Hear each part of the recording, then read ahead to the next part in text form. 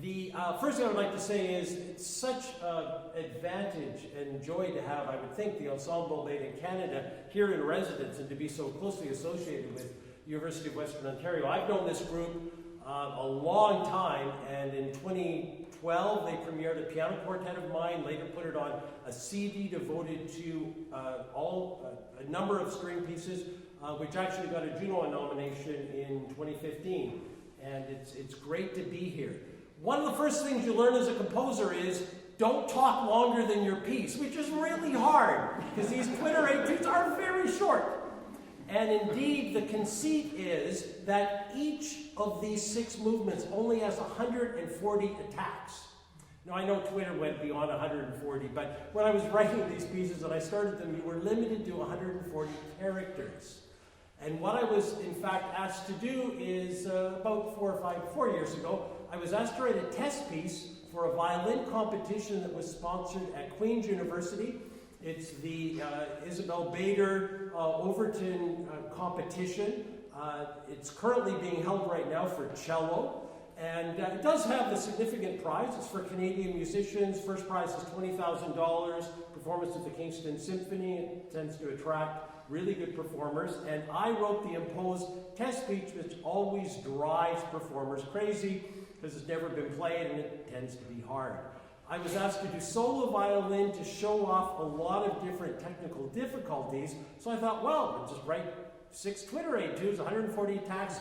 Each piece will be really different. When I wrote these, it just so happened that an oboe player, Chip Heyman, who plays in the National Arts Centre Orchestra, was actually staying with me as he was recording a CD at Queen's. And I told him about this piece and said, I've got to commission you to do a set for oboe.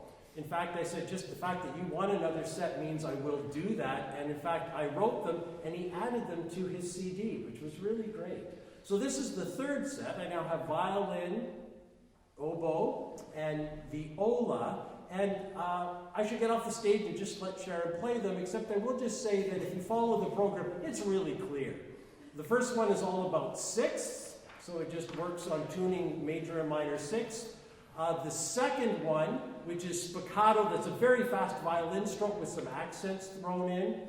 And then the one that I think is really the emotional heart, if you can have one in a 6-minute piece, is the singing arpeggios. So we get to hear the viola just have a really good time with single notes that are more or less moving arpeggios.